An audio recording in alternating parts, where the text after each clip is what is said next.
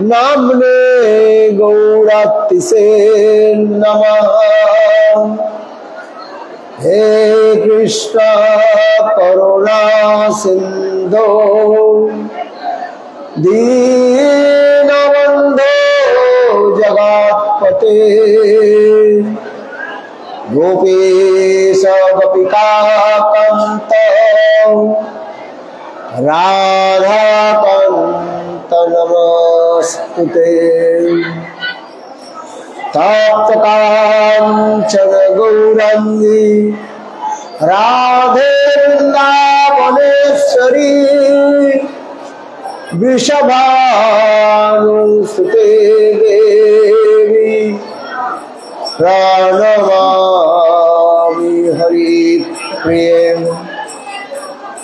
ओम वृंदावै तुलसी देवै प्रियायै केशवस्य च कृष्ण भक्ति प्रदे देवी सत्यवत्यै नमो नमः।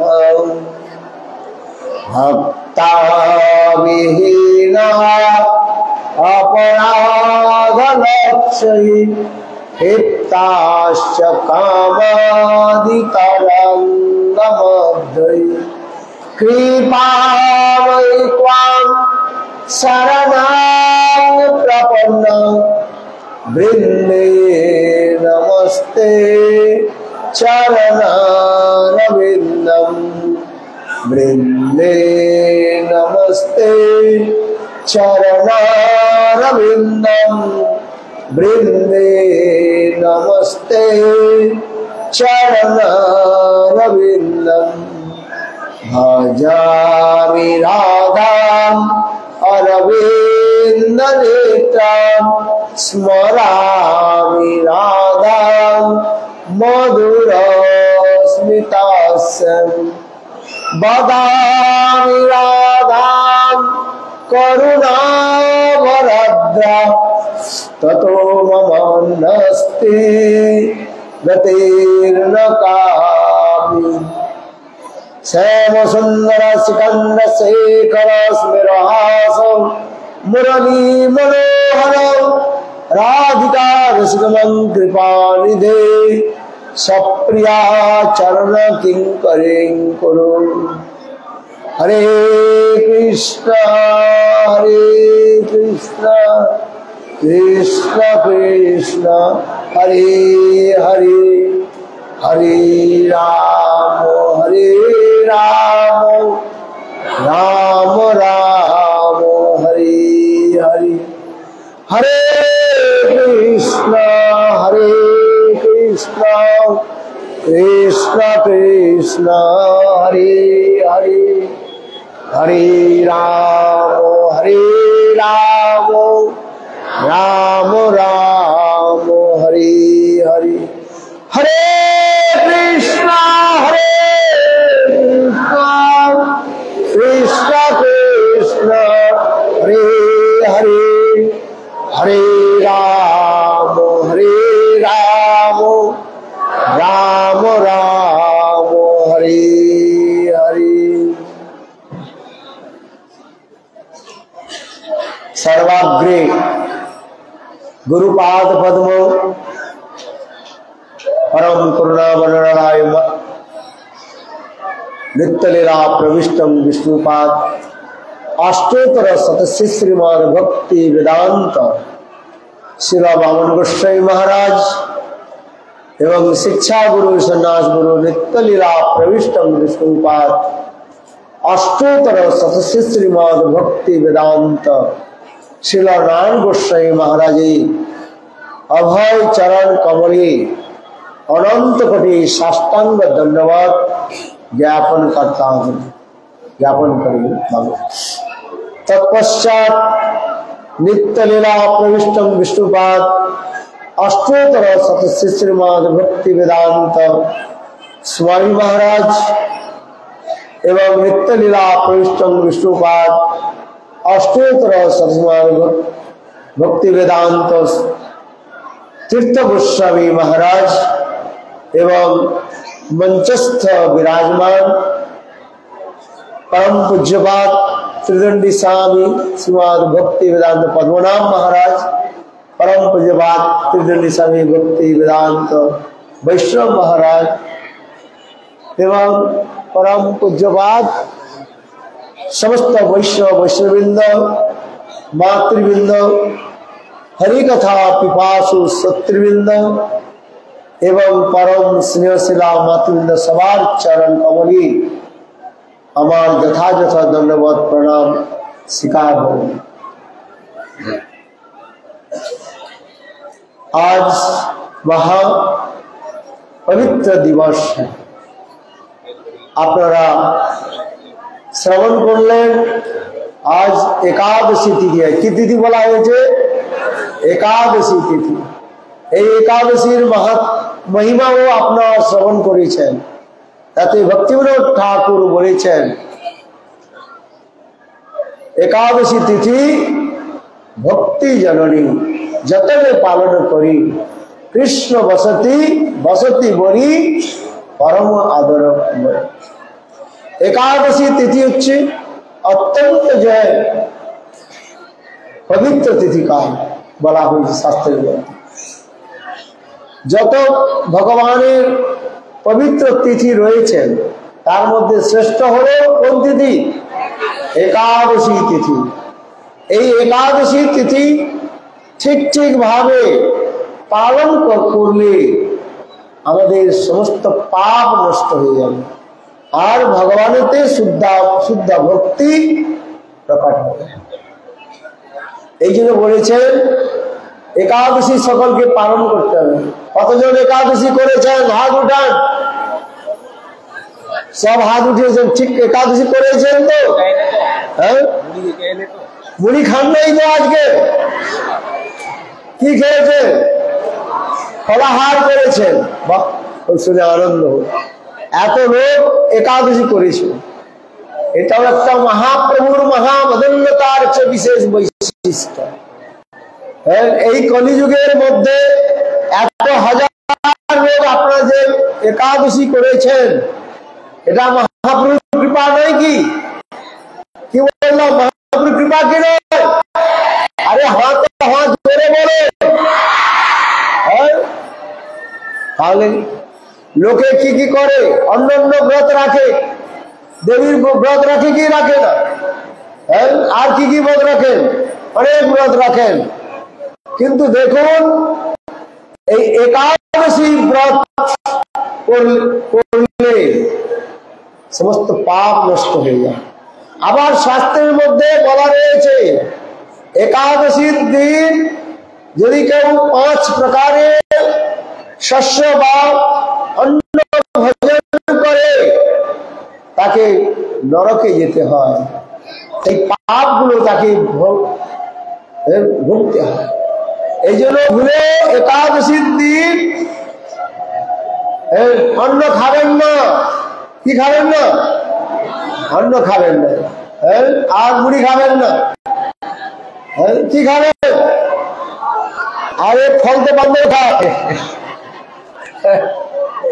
একাদশীর দিন নির্জলা করার কথা শাস্ত্রের মধ্যে বলা রয়েছে। কি করার কথা? নির্জলা। নির্জলা মানে কি? জল পর্যন্ত পান করবেন না। আবার অনেকে বলেন জল পান করবেন না, তাহলে দুধ পান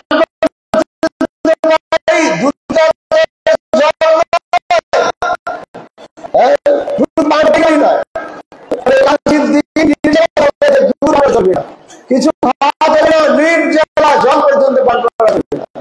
এটা হচ্ছে শাস্ত্রের বিধান। বুঝতে পারছে? শাস্ত্রের নিয়ম রয়েছে একাদশীর দিন নির্জলা ব্রত করতে রয়েছে।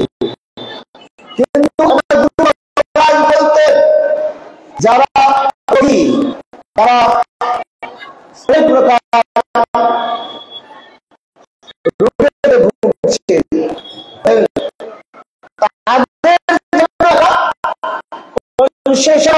আমি কি কনসেশন হয়েছে যে যদি আপনারা একাদশীর জবান না করতে পারে ফলাহারের কথা বলা ফল সবার জন্য নয়, কিন্তু আমরা সেই তো সকালে সত্যি সত্যি বলুন কয়েকজন আগে নির্জলা করেছেন, জল পর্যন্ত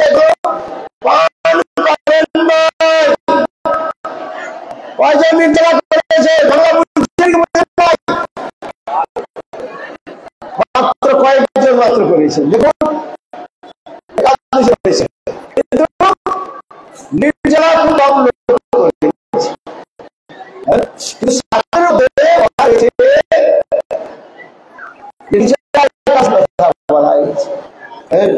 আর তোমার নির্জলা নয়।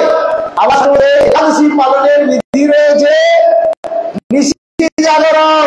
নিশি মানে রাত্রি জাগরণ করতে হবে, রাত্রি জাগরণ করতে হবে। রাত্রে বলে না দিনের বেলা ঘুমিয়ে নেই বলে না, দিনে আর রাত্রে ঘুমানো চলবে না, নিয়ম রয়েছে। তাহলে কি করবেন বলে হরিনাম হরি কথা, একাদশী শুদ্ধ ভাবে পালনের কথা সেখানে বলা হয়েছে। আর হরি কথা এই জন্য বলা হচ্ছে তিথি বলা হয়। কি তিথি বলা হয়? হরিবাসর তিথি। এই হরিবাসর তিথিতে হরির কথা ভগবানের কথা কীর্তন করতে হবে, অন্য কথা কীর্তন করা যায় না। এই জন্য বলা হয়েছে হরিবাসর তিথি বা একাদশী তিথি বলা হয়েছে। আর কি তিথি বলা হয়েছে? মাধব তিথি বলা হয়েছে। কি তিথি? মাধব তিথি, ভক্তি জননী। আমরা আপনার কীর্তনটা আপনারা করেছেন কিনা? আজকে শুনেছেন কি কীর্তন করেছে? শুদ্ধ ভকত চরণ রেণু ভজন অনুকূল ভকত সেবা পরম সিদ্ধি প্রেম লোকিকার ফুল। শুদ্ধ ভকত চরণ রেণু ভজন অনুকূল।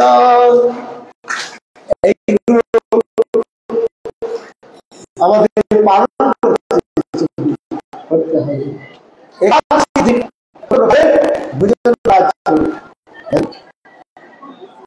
আর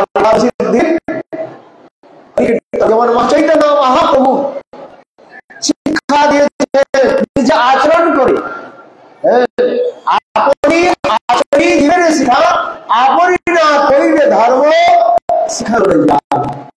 তাই চৈতন্য মহাপ্রভু নিজে আচরণ করে তিনি শিক্ষা দিয়েছেন। আচার করেন কেহ প্রচার, প্রচার করেন কেহ না করে আচার, আচার প্রচার করে তুমি কার্য। তুমি জগতের গুরু, তুমি জগতে আর কেউ কেবল বলেই যায় কিন্তু আচার করেন না।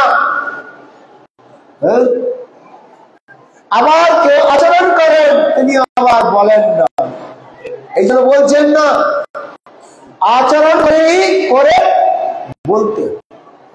যতক্ষণ পর্যন্ত আমি আচরণ করতে পারছি না ততক্ষণ পর্যন্ত আমি বললে কোনো কার্যকরী হবে না।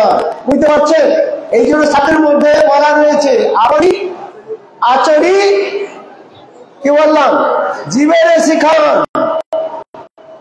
আপনি না করিলে ধর্ম শিখানো না যায়।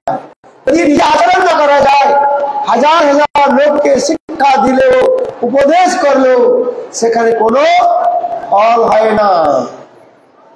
এই যে আমাদের ভক্তি সিদ্ধান্ত সরস্বতী প্রভুপাদ বললেন আচার প্রচার, সেটা হচ্ছে কর্মাঙ্গের অন্তর্গত বলা হয়েছে। যেমন করে যেই সভাতে যান সেই সভার লোকের অনুসারে কথাগুলো বলে চলে যায়। তাদের কিছু যায় আসে না, কিন্তু সাথে মধ্যে বলছে না আপনি আচরণই ধর্ম। নিজে আচরণ করে জগৎকে মানুষকে শিক্ষা দিতে হয়। তাই চৈতন্য মহাপ্রভু তিনি নিজেই আচরণ করেছেন, তিনি নিজেই আমাদের আচরণে আমাদের শিক্ষা দিয়েছেন কিভাবে একাদশী তিথি পালন করতে হবে। চৈতন্য মহাপ্রভু নিরাদিত্য প্রত্যহ নাম সংকীর্তন করতেন, বিশেষ করে একাদশীর দিন চৈতন্য মহাপ্রভু শ্রীবাসে গিয়ে তিনি ভক্তদের সঙ্গে নিয়ে নাম সংকীর্তন করেছেন। এই জন্য একাদশী বাসা তিথির যে কীর্তন রয়েছে সেইখানের মধ্যে রয়েছে কীর্তন পদকর্তা বলেছেন কি বলছে, চৈতন্য মহাপ্রভু সত্য ভক্তগণকে নিয়ে নাম সংকীর্তন করছেন। এত ভাবাবেশে সমস্ত ভক্তগণ নৃত্য করছেন, আর নৃত্য করতে করতে চৈতন্য মহাপ্রভু যে গলের যে গলা যে মালা দিয়ে দিয়েছিল ছিন্দিয়া পরে পরে মালা ভক্তের পায়। দেখুন মালা কেউ পায়ে ফেলায় নাকি, কিন্তু যখন মহাপ্রভু উদ্দণ্ড হয়ে নৃত্য করছেন শ্রীবাসের বিয়ের মধ্যে একাদশী তিথি শ্রী হরি বাসরে হরি কীর্তন বিধান নৃত্য আরম্ভ প্রভু জগতের কারণ, জগতের যিনি ধারক, সমস্ত জগৎকে যিনি পালন পোষণ করছেন সেই চৈতন্য মহাপ্রভু শ্রীবাসের গৃহে উদ্দণ্ড হয়ে নৃত্য করছেন। তার গলার যে মালা ছিঁড়ে গিয়েছে, আর ছিঁড়ে গিয়ে আর ভাবা যে সমস্ত ভক্তগণ উদ্দণ্ড হয়ে নৃত্য করছেন। আমাদের একটু হাত উঠাতে বলে একটু উঠিয়ে নিচে করে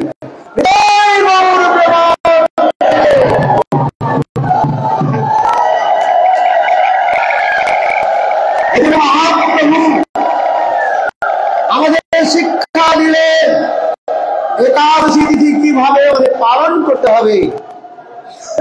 করতে পারি আর না পারি, কিন্তু আগে কথার তো আমাদের শুনতে, এই শুনতে শুনতে কোনো জন্মে মহাপ্রভুর কৃপা প্রাপ্ত করে আমরা একাদশী পালন করি, শুদ্ধ একাদশী পালন করি।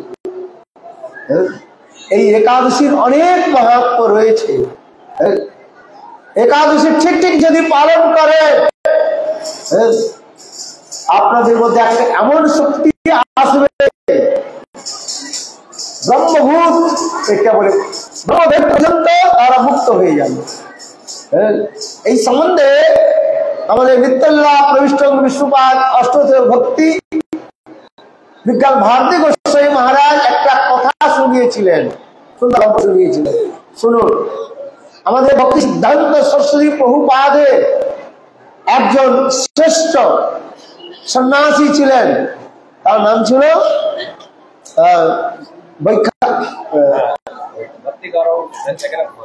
ভক্তি গৌরব বৈখানস মহারাজ। শুনুন আগে, ভক্তি গৌরব বৈখানস মহারাজ, তিনি উচ্চ ব্রাহ্মণ বলে জন্মগ্রহণ করেছিলেন।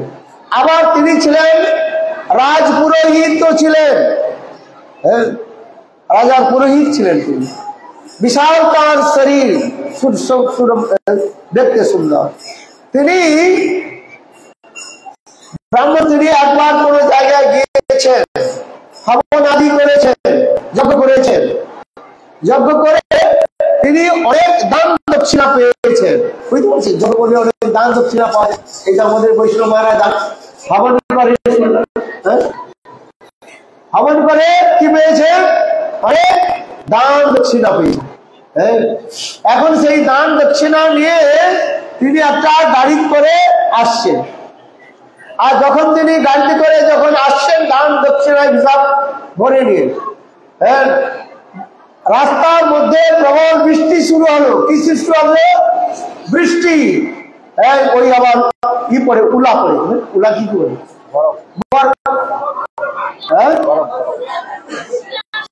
শিলাবৃষ্টি হচ্ছে। শিলাবৃষ্টি হচ্ছে। আর দেখতে দেখতে অন্ধকার হয়ে গেল, গাড়ি আর চালানো যাচ্ছে। এখনো তাকে তার গন্তব্যস্থানে পৌঁছতে প্রায় 2-3 ঘন্টা লাগবে। তিনি বিচার করলেন অন্ধকার হয়ে গেছে। তখন তিনি এসে একজন দোকানদারকে বললেন যে দেখো, আমি এখানে কিছু এখানে আমি বিশ্রাম করতে চাই, রাত্রিটা যাপন করতে চাই, আর কালে আমার গন্তব্যস্থানে আমি চলে যাব। তখন সেই দোকানদার বললেন, দেখো এই গ্রামের মধ্যে ঘর রয়েছে, আগে আগে ঘর থাকতো, ওই যে ঘর থাকতো, মাঝে মাঝে রাত্রি এসে থাকতেন। বা গ্রামের মধ্যে কোনো উৎসব হলে সেই স্থানে হতো, সেই ঘরে আর কেউ থাকে, সেই ওই ঘরে আপনি থাকুন। এখন সেই দোকানদার বললেন যে আপনি ওই ঘরের মধ্যে থাকুন। দোতলা ঘর ছিল, মাটির দোতলা ঘর। তখন উনি কি করছেন,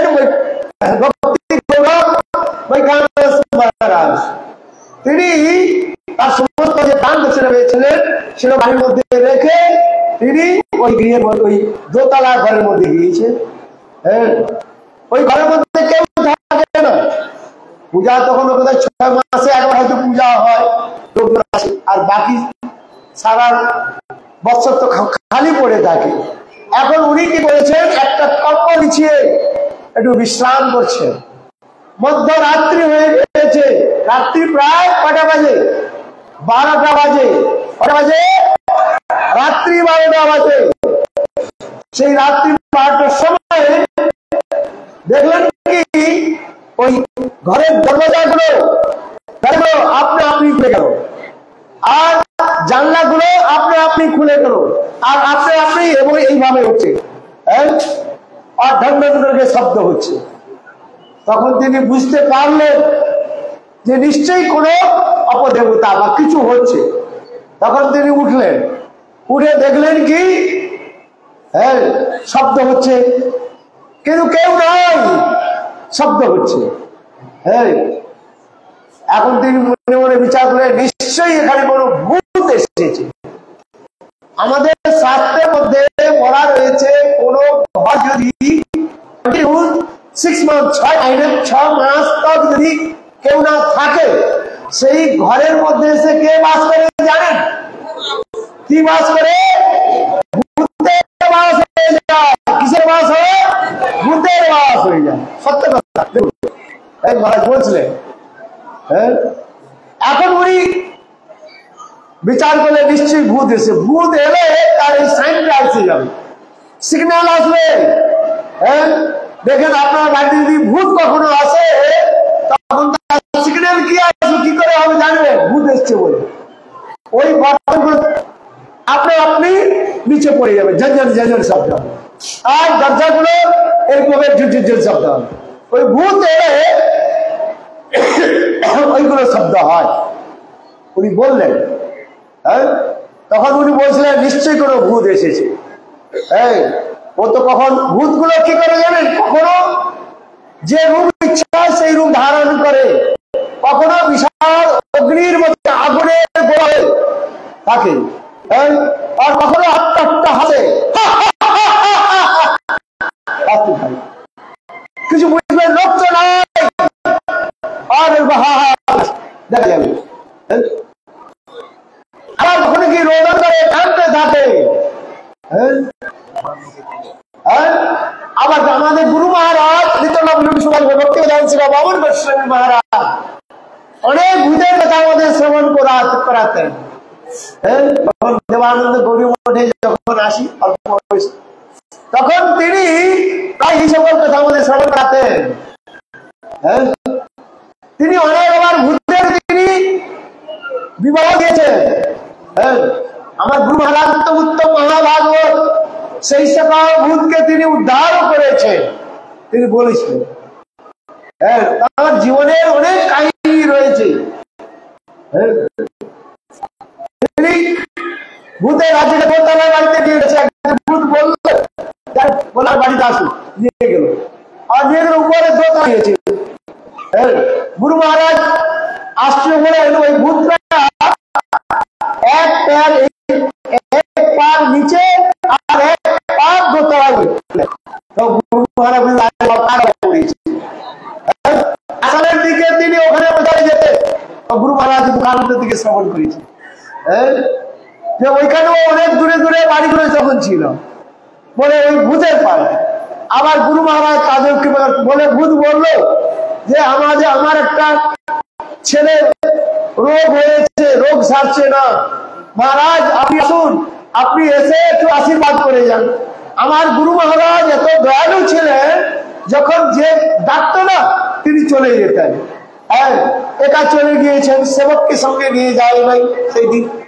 আর গুরু মহারাজ গিয়েছেন, বলছে ঠিক আছে।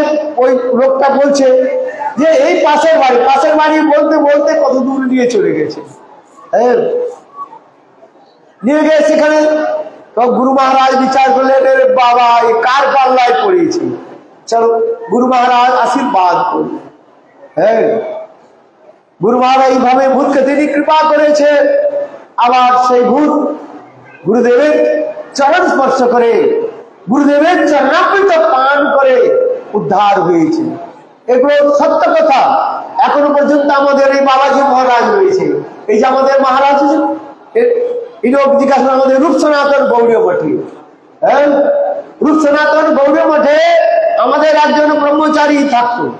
সে এখন কি করেছে, রূপ সনাতন মঠকে ছেড়ে দিয়ে ওই কেসি ঘাটের কাছে গিয়ে বলে একা থাকবো আর সংস্কৃত পড়বো, এইভাবে ভাবনা করে তিনি ওখানে চলে গিয়েছেন।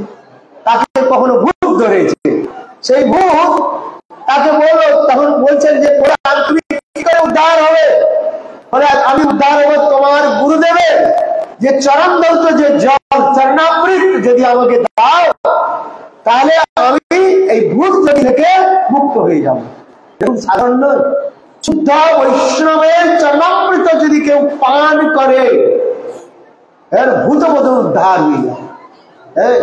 আমার গুরু মহারাজ বৃন্দাবনে প্রতি বছর যেতেন না। গুরুদেবের শরীরটা তখন ভালো ছিল না, একটু অসুস্থ লীলা করেছিলেন, বুঝতে পারছেন।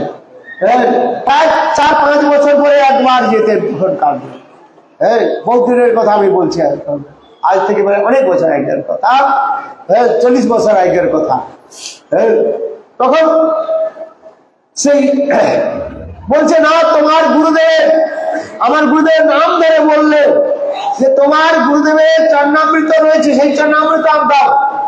বলে আমাদের গুরুদেব তো আসেনি কয়েক বছর, তার চরণামৃত কোথায় পাবো? বলে না না, ওই যে বাবাজি মহারাজ রয়েছে। কি বাবাজি মহারাজ? মনোহর বাবাজি মহারাজ, জিম্মা আছে আমাদের মনোহর বাবাজি মহারাজ। বলে তিনি তোমার গুরুদেবের যখন এসেছিলেন তার চরণ ধৌত করে, চরণ ধুয়ে ওই স্থানে রেখেছে। বললেন সব ভূত সব পাতা ওর সব জানা আছে। অনেকে বলেন ভূত কিছু জানে না, জানে সব, কেন ওরা সূক্ষ্ম আত্মা নয়, ওরা সব জানে।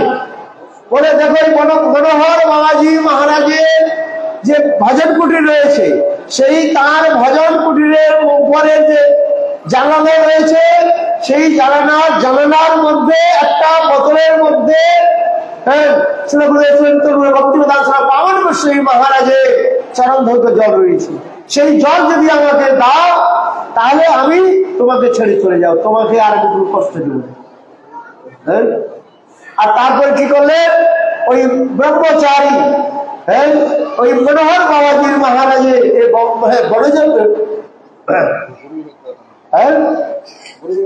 গুরুদেবের চরণামৃত একটা পাত্রের মধ্যে যখন ওই কেসি ঘাটের মধ্যে দিলেন, দেখতে দেখতে সেই জলটা কোথায় চলে গেল। দেখা তো যায় না, ভূতকে তো সকলে দেখতে পায় না, চলে গেল। আর তারপরে সে তাকে বললো যে আমি তোমাকে ছেড়ে চলে যাবো, মুক্ত হয়ে গেল। এই জন্য আমার গুরুদেবের চরণামৃতের এত ক্ষমতা বলা হয়েছে। সাধারণ ভূত পর্যন্ত উদ্ধার হয়েছে। আমার গুরুদেব নিজেও বলেছেন নিজ মুখে যে তিনি কত ভূতকে তিনি উদ্ধার করেছেন। সত্যি সত্যি যাক, আমি যে প্রসঙ্গের কথা বলছি এই জন্য যে ভক্তি গৌরব যে বৈখানস মহারাজ জীবন কথা বলছে, উনি তখন বিচার করে ভূত তো এসেছে, এই ভূতকে তিনি বললেন উদ্ধার করতে হবে। তিনি তখন কি করলেন, উঠলেন, উঠে বলে, কে তুমি, কাছে এসো, কথা বলছো না কেন, এত চিৎকার কেন করছো, আমার নিকটে এসো। তখন সেই ভূত বলছেন, আমার যা মহারাজ বলছিলেন যে ওনার হাতের মধ্যে একটা লোহার যে সরিয়া বুঝলেন, বড় রড হাতে নিয়েছে। ভূত যেখানে লোহা থাকে না, ও ভূত ওখানে আসে না। গীতা যদি আপনার কাছে থাকে ভূত আসবে না। সত্যি সত্যি অনেক কথা রয়েছে। একজন হোমিওপ্যাথির ডাক্তার, ও তো জানে না, ও নাস্তিক ছিল, বলেন ওই কথাটা গীতা পড়েছিল, ওই দেখে নেই। এখন গীতার যে পাতাটা ছেড়ে ওই হোমিওপ্যাথিক যে দাবাই হয় না, ওটা কি করে ওকে দিয়েছে। আর ওর গৃহে ভূত এসেছিল, আর ওর পকেটে থেকেছে। তখন ভূতরা বলছে, তোমার যে পকেটের মধ্যে ওই যে কাগজটা রয়েছে, ওই কাগজটা ফেলে দাও, তাহলে তোমাকে আমি মজা দেখাচ্ছি। মানে তাৎপর্য কি, ওই কাগজটা কি, ওই কাগজটা কি আছে, ওটা হচ্ছে গীতার পাতা রয়েছে। এই যে গীতা রয়েছে, কোথায় গীতা, গীতা রাখবেন, দেখবেন গীতা যদি সঙ্গে রাখে কখনো ভূত আসবে না। সত্যি সত্যি এগুলো পরীক্ষা বিষয়। গীতা, গঙ্গা জল, তুলসী যদি রাখেন ভূত আসবে না। এখন এই দেখুন, আসুন কথা প্রসঙ্গে বলছি। যখন বলছে রে লোহার সরিয়াটা হাতে নিয়ে বলছে তুমি কে, আচ্ছা, তখন ওই বলছেন আমি ব্রহ্মদৈত্য। কি, আমি কি ব্রহ্মদৈত্য? আমি এই গৃহের মধ্যে অনেক দিন রয়েছি, 6 মাস যাবৎ রয়েছি, আর তুমি আমার এই গৃহের মধ্যে, ঘরের মধ্যে এসেছো, তোমাকে আমি বধ করবো, মারবো। তখন ওই কানস মহারাজ বলছে, আচ্ছা তুমি বলো, তুমি ব্রহ্মদৈত্য কি করে হবে, পরিচয় দাও। বলে আমি ব্রহ্মদত্ত হয়েছি, সাধুগণের টাকা চুরি করে নিয়েছিলাম। কি করেছিলাম? সাধুগণের টাকা চুরি করে নিয়েছিলাম, কোন ভক্তের চুরি করে নিয়েছিলাম। এই যে অনেকে আছে না, আপনারা হয়তো টাকা চুরি করে নিয়েছে, আমাদের ভক্তে যে টাকা চুরি করেছে, কত কষ্ট করে মায়েরা বাবারা কত কষ্ট করে ধাম পরিক্রমা করার জন্য এসছে। হয়তো এই বাংলায় বিশেষ করে আপনার যে লক্ষ্মী ভান্ডার না কি ভান্ডারে কত টাকা, 500 টাকা না কত পেয়েছে, সেইগুলো জমা করে করে আপনারা কষ্ট করে এই নবদ্বীপ ধাম পরিক্রমার জন্য এসেছে। আর ওই ব্যক্তিটা ঢুকে আপনার চুরি করে নিল। আচ্ছা, তার কি গতি হবে বলুন তো? কি গতি হবে? ব্রহ্মদৈত্য, ব্রহ্ম রাক্ষস হবে। ওই বলছে নিজে যে আমি ভক্তের টাকা চুরি করেছিলাম। সাথের মধ্যে এগুলো রয়েছে, সত্যি সত্যি আমি পড়বেন, আমার কাছে গ্রন্থ রয়েছে, ওখানে রয়েছে যারা ভক্তের দ্রব্য চুরি করে, টাকা পয়সা চুরি করে, তারা কি হয়, পরজন্মে তারা ব্রহ্মদৈত্য হয়। ওই ব্রহ্মদৈত্য কি বলে, হাজারো যে ভূত রয়েছে, সেই ভূতের একজন যে হলেন কি লিডার, সেই হলো ব্রহ্মদৈত্য। ও নিজে বলছে যে আমি ব্রহ্মদৈত্য, আমার আন্ডারে 1000 ভূত রয়েছে। 1000 ভূত, যেমন ওই সৈন্যদলের মধ্যে থাকে না, লেফটেন্যান্ট কর্নেল থেকে আরম্ভ জেনারেল পর্যন্ত আন্ডারে সব থাকে, ঠিক তত বললো ব্রহ্মদৈত্য, বললো আমার আন্ডারে কত রয়েছে, 1000 ভূত রয়েছে, আমি তাদের সব কন্ট্রোল করি। আবার আমার উপরে আরো রয়েছে, এই সকল কথাগুলো বলবো। তুমি আমার স্থানকে দখল করেছো, তাই আমি এসেছি, তোমাকে আমি মারবেন। এখন মহারাজ বললেন, মহারাজ বললেন, আচ্ছা তুমি বলো তোমার উদ্ধার কি করে হবে? এই জনির মধ্যে তোমার কিছু লাভ হয়েছে না কষ্ট পাচ্ছি? ভূত জনি বা প্রেত জনিকে বলা হয় কষ্ট জনি বলা হয়। কি জানি বলা হয় কষ্ট। ওদের মুখগুলো হয় সূচের মতো, সূচি চিত্র বলা হয়, এগুলো শাস্ত্রের মধ্যে রয়েছে। হ্যাঁ, মুখ ক্ষুধা পায় কিন্তু খেতে পারে না, তৃষ্ণা পায় জল পান করতে পারে না, তড়তে থাকে, কষ্টের জীবন বলা হয়। হ্যাঁ, ওই জন্য ওই ভূতগুলো কি করে অপরের উপর সোয়ালা হয়ে যায়, হয় কি করে আমাকে কেউ ছাড়িয়ে দিক, এই ভূত যদি থেকে আমাকে মুক্ত করা। সত্যি সত্যি কথা। হ্যাঁ, আমার জীবনের আমি ওই জীবন দেখেছি আজ কয়েক বছর আগে। এই মথুরায় একজন ব্রজবাসীর গৃহে যজ্ঞ করছি। ওই যজ্ঞ করতে যখন বসেছি, যজ্ঞ প্রায় শেষ হয়ে গিয়েছে, তখন ওই ঘরের একজন মহিলা যজ্ঞের কাছে এসে ওই হাত পা ছুঁড়ে ছুঁড়ে কি বলে। তখন ওরা বলে যে এর উপর মাঝে মাঝে ভূত আসে। হ্যাঁ, আর তখন আমার যে যজ্ঞ হয়েছে না, যজ্ঞের ওই জলটা নিয়ে আর নৃসিংহ মন্ত্র করে যখন ছেড়ে দিয়েছি না, তখন বলে আমি যাচ্ছি আর আমি আসবো না। এটাই গৌর প্রেমানন্দ। হ্যাঁ, সত্যি সত্যি আমাদের তীর্থ মহারাজ কত ভূতকে তো আবার ছাড়িয়েছে। হ্যাঁ, আমি নিজের অনুভবের কথা বলছি। হ্যাঁ, লাভ সব সেই থেকে আর ভূত আসে না। সেই ব্রহ্মদৈত্য বলল যে আপনি যদি আপনার একাদশী তিথি একটা যদি ফল আমাকে প্রদান করেন, তাহলে আমার এই ব্রহ্মভূত জনি থেকে, ব্রহ্মদৈত্যের জনি থেকে আমার মুক্ত হবে। তখন মানে কি করলেন জানেন? নিজে বললেন, হ্যাঁ, ওই একটু হাতে একটু জল নিলেন আচমন পাত্র, আর বললেন যাও, আমি জীবনে অনেক নির্জলা একাদশী করেছি, সেই নির্জলা একাদশীর একদিনে যে এক একাদশী, সেই একটা একাদশীর ফল তোমাকে আমি দিচ্ছি। এই বলে যখন জলটা যখন ওর উপর ছেড়ে দিল, দেখতে দেখতে ওই ব্রহ্মদৈত্য সুন্দর দিব্য শরীর প্রকাশ করে তিনি তার নিত্যধামে চললেন। এই জন্য নির্জলা একাদশী যে এত মাহাত্ম্য করা হয়, আমি এই জন্য বললাম যে স্বয়ং মহাপ্রভু তিনি নিজেই একাদশী পালন করে তিনি জগৎকে শিক্ষা দিয়েছেন কিভাবে নির্জলা একাদশী করতে হয়। একটা নির্জলা যদি আপনি জীবনে করে থাকেন, তার ফলের তার যে কি মহিমা কি আর বলবো। এগুলো মহাপুরুষ কৃপা নয় কি? কেন? কৃষ্ণদেব গীতার মধ্যে অনেক কথা বলেছেন, আচরণ করে দেখিয়েছেন কি? মনমনা ভব মদ ভক্ত মজ্জাদি মাং নমস্কুরু। হ্যাঁ, কিভাবে আমার পূজা করতে হবে, সেই কৃষ্ণ গৌরাঙ্গ রূপে এসে তিনি আমাদের উপদেশ দিলেন নিজে আচরণ করে। হ্যাঁ, যদি আচরণ কেউ না করে আর কেবল বলতে থাকে, তাদের কিছু লাভ হয় না। বাংলা একটা কথা বলে না, কথায় চেড়া চিড়া ভাজে না, তা ভিজে না। কি বললাম? কথায় চিড়া ভেজে না। কেবল কথা বললে তো হবে না, চিড়াতে কি দিতে হবে? জল ঢালতে হবে না? চিড়াকে চিড়া বুঝেন তো নাকি? চিড়াতে কি ঢালতে হবে? জল ঢালতে হবে।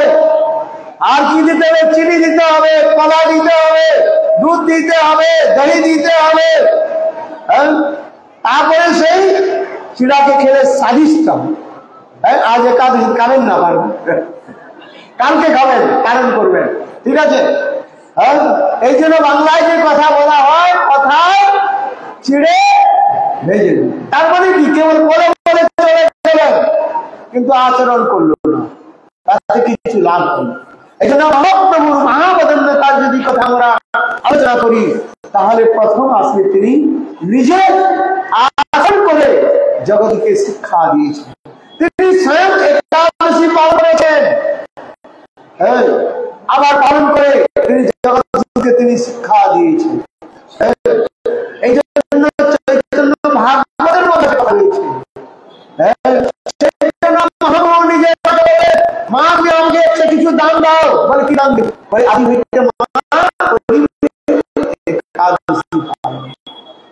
আজ থেকে তুমি একাদশী, শচী দেবী একাদশী পালন করতেন না।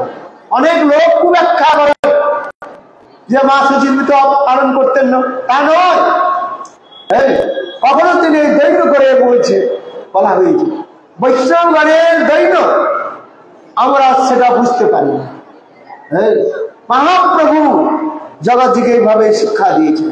যখন মহাপ্রভু জগন্নাথপুরীতে ছিলেন, তখন ওইখানে জগন্নাথপুরীতে পান্ডাগণ বিচার করলো যে চৈতন্য এসে কি একটা নিয়ম পালন করে দিল, যার ফলে একাদশীর দিন কেউ আর অন্ন প্রসাদ গ্রহণ করে না। ওরা কি বলে, জগন্নাথপুরীতে একাদশী সব কি হয়ে গেছে, একাদশী উল্টা করে রাখা হয়ে গেছে, একাদশী উল্টা করে রাখা হয়ে গেছে। ये सब কথা ঠিক নয়। তাই চৈতন্য, সেই জগন্নাথ চৈতন্য মহাপ্রভু তো জগন্নাথ, চৈতন্য মহাপ্রভু বললেন না একাদশীর দিন ও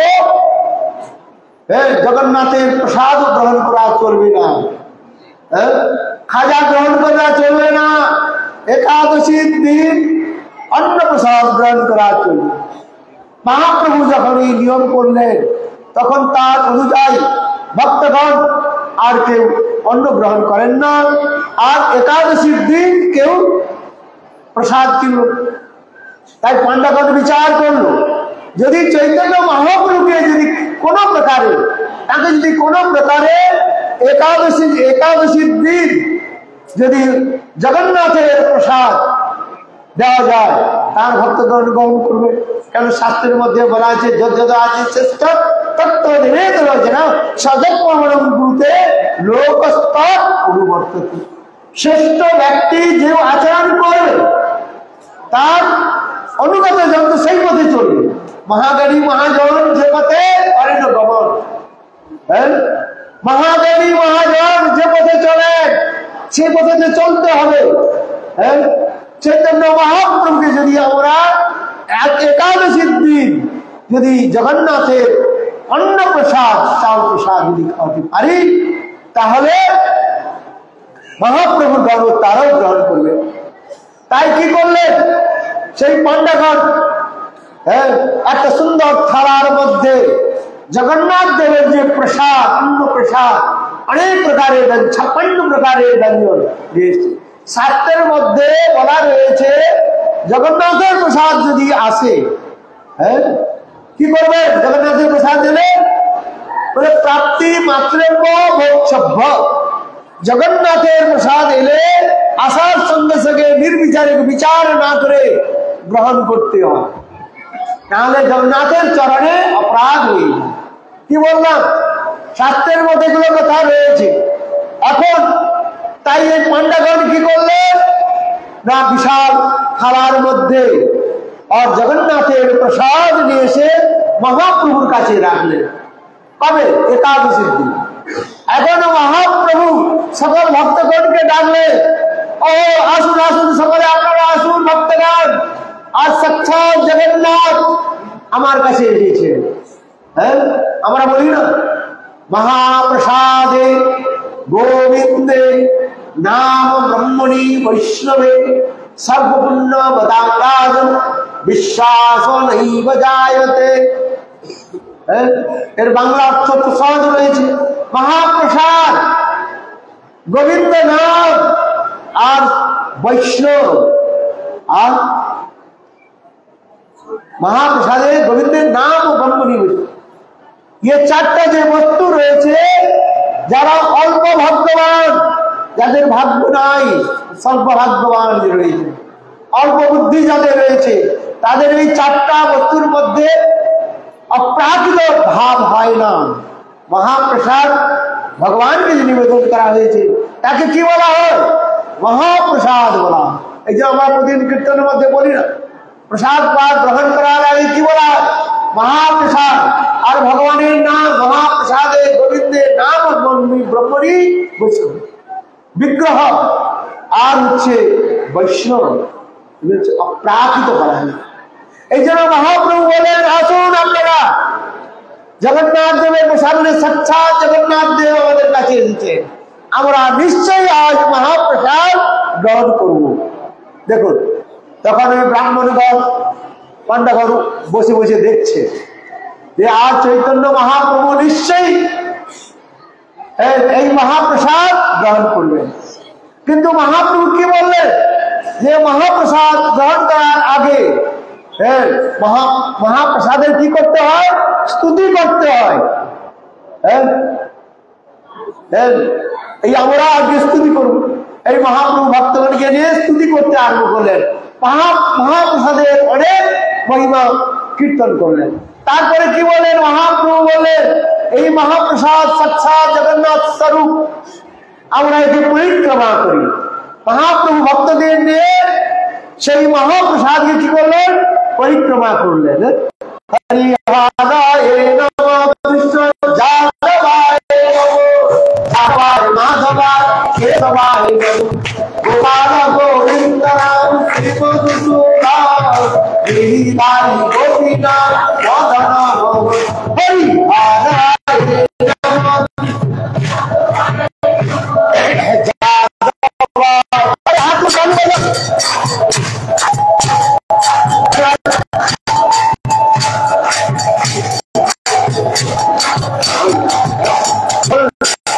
এই মহাপ্রভু বলেন সারা রাত্রি ওই জগন্নাথ দেবের প্রসাদ জেনেছেন না, তাকে পরিক্রমা করছেন। হ্যাঁ, আর ওই ব্রাহ্মণগণ মনে মনে ভাবছে কখনো দেব পরিক্রমা সমাপ্ত হবে আর এই জগন্নাথের অন্য প্রসাদ গ্রহণ করবে। সর্বপ্রথম ভগবান জগন্নাথ গৌর হরি তিনি লোক শিক্ষার জন্য তিনি বলেন পরিক্রমা, সারা রাত পরিক্রমা করছেন। পরিক্রমা করতে করতে প্রাতঃকাল হয়ে গেল। কি হয়ে গেল? প্রাতঃকাল। পূর্ব দিশায় সূর্যদেব উদিত হতে চলছে। তখন মহাপ্রভু বললেন যে দেখো আমরা রাত্রিতে যাপন করেছি, ঋষি যাপন হয়েছে, আর মহাপ্রসাদ পরিক্রমা সাক্ষাৎ জগন্নাথ দিকে পরিক্রমা করেছি, এখন একটু আমরা সমুদ্রেতে একটু স্নান করে আসি। মহাপ্রভু ভক্তগণকে নিয়ে সমুদ্রেতে স্নান করলেন। স্নান করে চৈতন্য মহাপ্রভু বললেন এখন গায়ত্রী মন্ত্র জপ করতে হবে। গায়ত্রী মন্ত্র জপ করতে করতে সময় যখন হয়ে গেল, একটা সময় রয়েছে যাকে বলা হয় পারণের বিধি রয়েছে। অনেকে পালনের বিধি রয়েছে সেখানে, হ্যাঁ, সেই পালন করতে যাবে যখন লেগেছেন তখন মহাপ্রভু ওই পালনের বিধিটা রয়েছে পত্রিকার মধ্যে। সূর্য উদয় থেকে কত সময়ের মধ্যে পালন করতে হবে এগুলো আমাদের জানতে হবে। যদি পালনের সময় যদি পালন না করে, একটা বিধি রয়েছে সূর্য উদয় থেকে 2 ঘন্টার মধ্যে, হ্যাঁ, এগুলো লেখা আছে দেখবেন। হ্যাঁ, কালকে দ্বাদশী রয়েছে না, পালন করতে হবে। সেই মহাপ্রভু কি করলেন? এই পালনের সময় কি করলেন? সময় হয়ে গেছে দেখে তিনি মহাপ্রভু সেই মহাপ্রসাদ সমস্ত ভক্তগণকে তিনি বিতরণ করলেন। এইভাবে চৈতন্য মহাপ্রভু আচরণ করে আমাদের শিক্ষা দিয়েছিলেন যে একাদশী আর একাদশীর পরাধীন পালন করতে হয়। গো ব্রাহ্মণ বৈষ্ণবকে সেবাদি করে সেখানে বিধির অনুসারে পালন করতে হয়, তাহলে আমাদের একাদশীর ফল প্রাপ্তি। এটাই গৌর প্রেমানন্দে। এখন সময় হয়ে গেছে, আরতি হবে।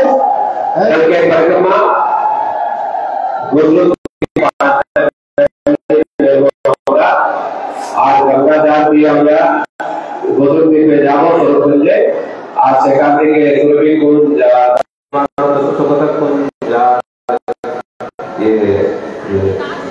क्षेत्र आज नरसिंहपल्ली होए दोपरे पर्यंत आमरा मठे तेरे आज को मठे दोपरे प्रसाद होवे और चारा नरसिंह देवे खीर प्रसादेर जन्म दान दीते चाहते पूज्यपाद वन महाराज और ये मी बोसे आची काले दिसे पारे। And I want to give a nice information. We have 2 book centers here, managed by GVP, Golden Publication.